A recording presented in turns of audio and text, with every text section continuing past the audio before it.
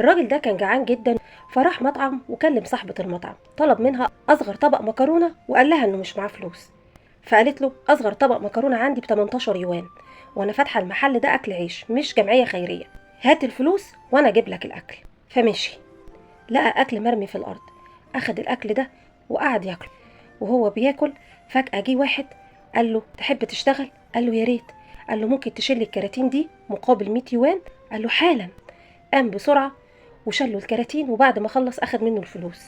رجع المطعم وطلب أكبر طبق مكرونة. بعد ما مشي الراجل اللي طلب منه رفع الكراتين بيشتغل في المطعم ده، راح لصاحبة المطعم قال لها لما انت عاوزة تديله الفلوس رفضت تديله المكرونة ليه؟